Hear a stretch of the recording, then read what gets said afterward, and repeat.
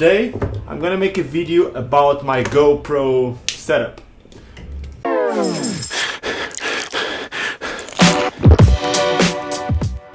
Hola YouTube, my name is Ricardo Lino and I am a wheel addict. I do use all kinds of wheels, from roller skates to inline skates to bicycles to things that roll basically. Anyway, that doesn't matter. Today I'm gonna make a video about my GoPro setup, and this is important for me. The thing is, I've been having a lot of questions of people asking about my GoPro setup. I've been using my GoPro for 6 months now.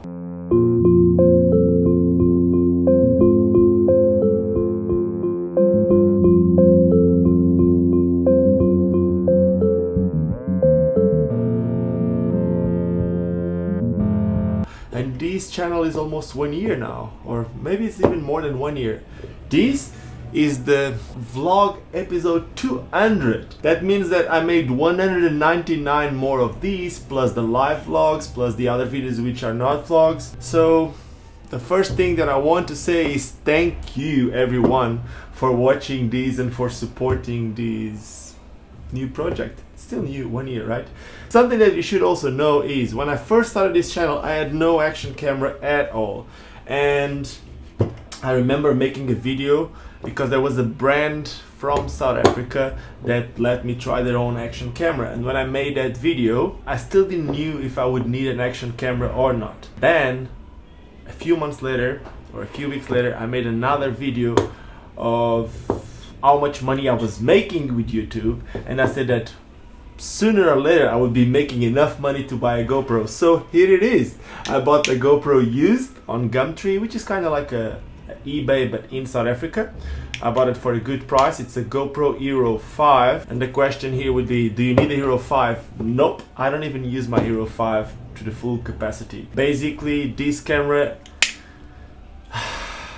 well, something that you should know is that the sensor of this camera is small, so you can have, I don't know what GoPro did here, you can have good quality with it, but you'll never get as much quality as you would have on a full frame or even a micro 4/3 camera, because the sensor is just small on these. But you can get really cool stuff, especially if you're going to be filming skating, skateboarding, scooters, bicycles, whatever that has wheels, or even if you just want to go in holidays with your girlfriend, with your dad, with your mom, with your son, with your daughter. It doesn't really matter. This is like a really cool camera. It doesn't need to be this one, I mean like action cameras, but there's some things that you need to learn about this, and that's what I'm going to talk today. So like I said before, this is a GoPro Hero 5. I should be able to film 4K 30 frames per second with these, but I don't. Basically I don't do 4K videos yet, and also at 4K the stabilization doesn't really work. I know that a lot of people complain about the stabilization of the GoPro Hero 5. They say that the Hero 6 is a lot better. Well, I didn't make enough money yet with this with this YouTube channel to buy a GoPro Hero 6. So one day I'll get that one, or I'll get any other camera, because I know there's other cameras in the market which are amazing and I like them too. So we'll see what happens.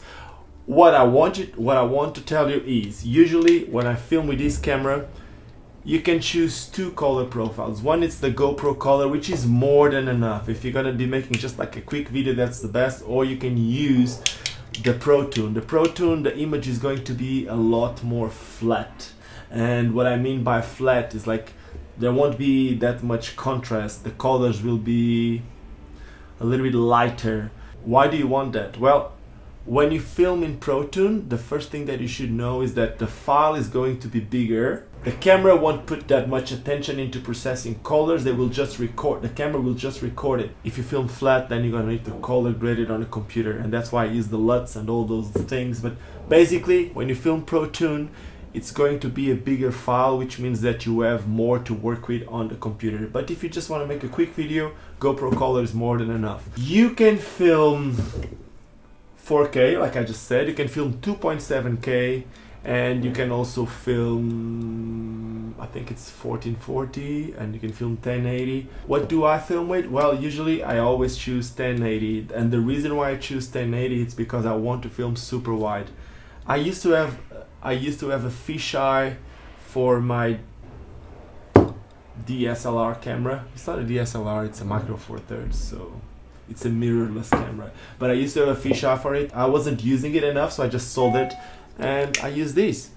When I do fisheye things, I do with this. So basically, I usually shoot 60 frames per second, 1080p, Protune, so it has a bigger file like I just told you, in super wide, which is like the widest you can get, like a fisheye. Then the sound on these sucks. And because the sound is really bad, I had to put this adapter.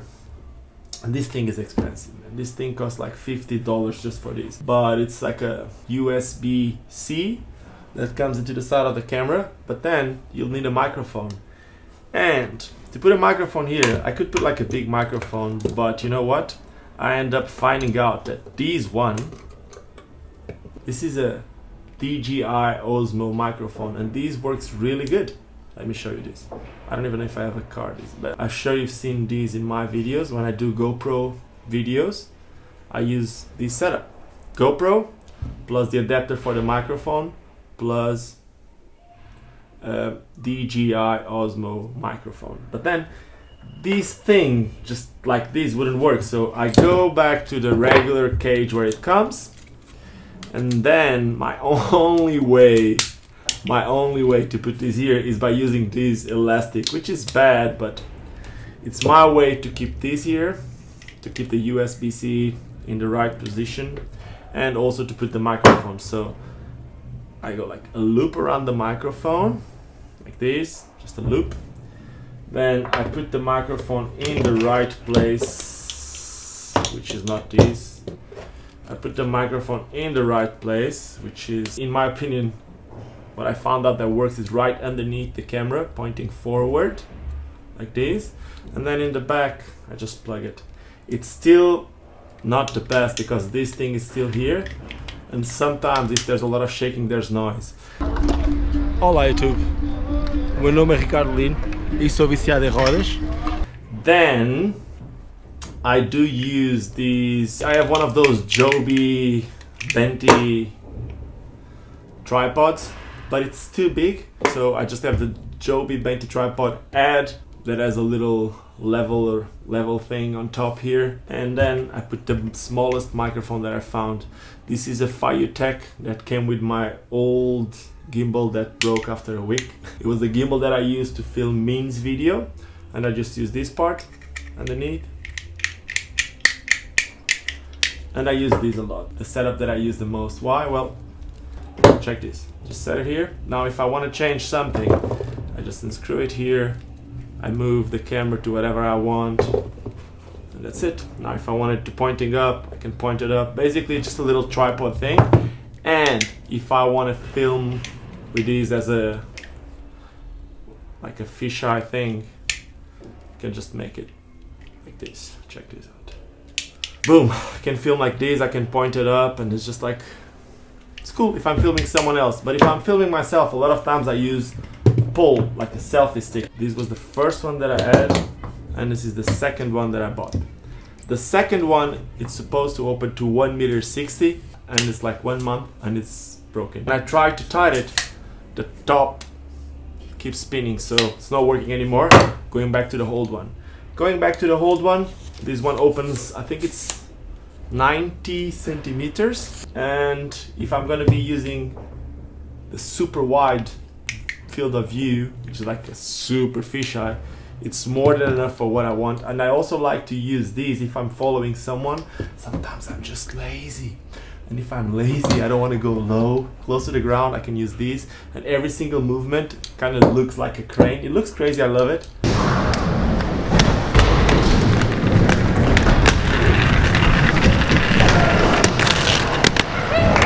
Then I'm gonna be filming downhill, close to a car.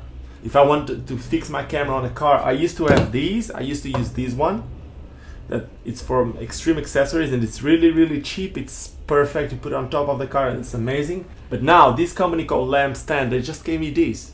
This is from 9 Solutions, and this is like a really strong clamp. Basically, I can use this clamp to put my big camera, but usually I use it for my GoPro. I just need to use I need to change this top end, and I put a GoPro here, and you're ready to go. The GoPro can go here, put it underneath the car, perfect.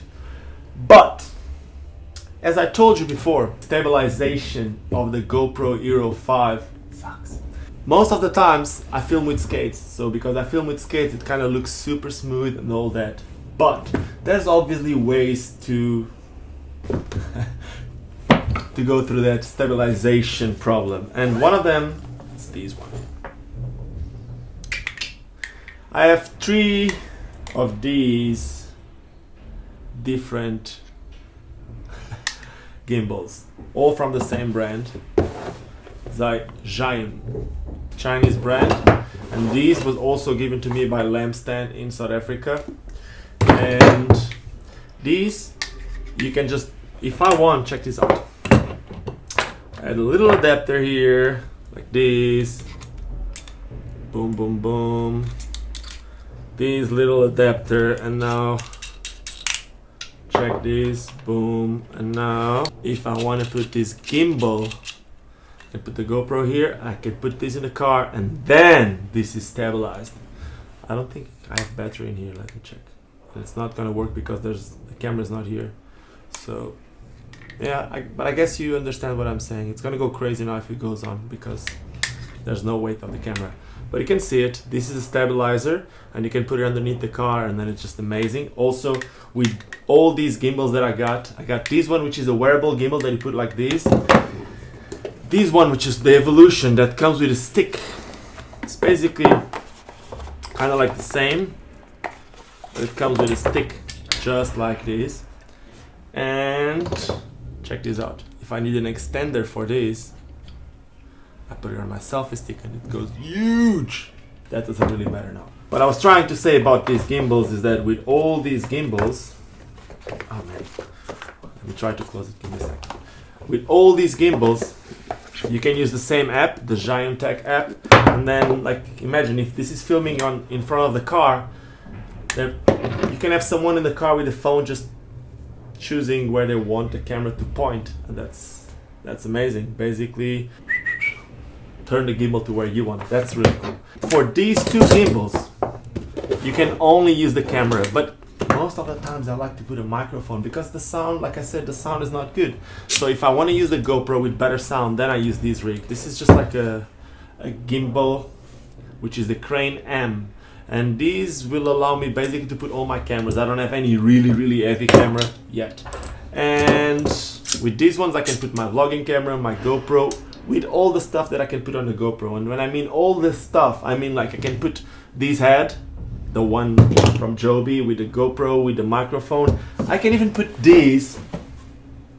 Poof! This is a light. I can put this light, which is now broken, but you can put the GoPro on top of this light. Let's see, is it okay? Let's hope so. And so I like this one a lot. If I'm traveling, like when I did go to Brazil 2 weeks ago, this is the one that I took, because with this one I can just use it on all my cameras, and it's amazing. So again, this is not a paid advertisement, but they did give me these. So if you're looking for these, look for Lampstand. They were really cool with me.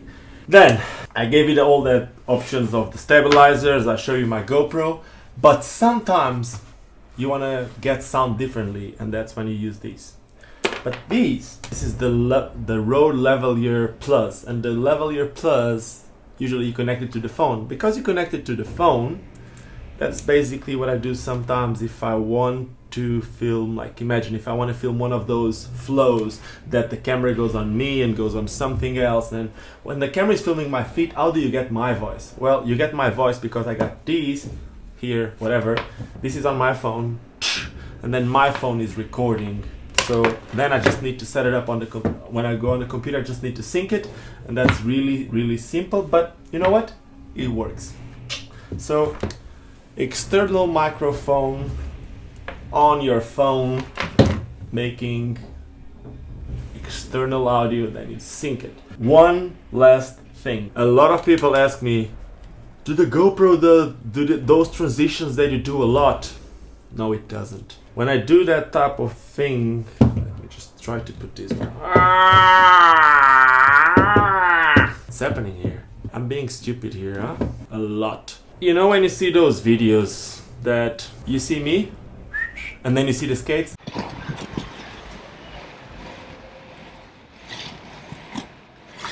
To come to the sidewalk. This is what I do. I'm filming myself and then I say, okay, and now the skates, and then I do this, whoop, and then the camera is pointing to the skates. Really, really simple. These skates, these, me. Usually, obviously, the pole is extended, so it's more like this, and then these, and these. Easy. But what do I do? How do I do this to make it work? It's all in the editing process. What I do is, like, imagine when the camera goes here, whoop, cut the clip, and then the second part of the clip, basically I turn it 180 degrees, so that makes the whole thing looks like it's spin. It's not made in the camera.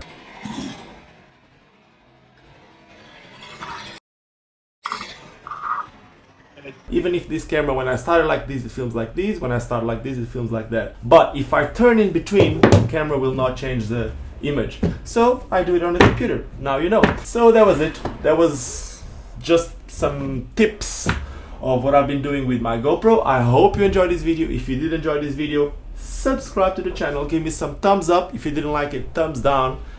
And thank you very, very much to all of you. It's been 200 vlogs plus all the other videos. Thank you all. Please do not forget why we all started skating, because it's fun.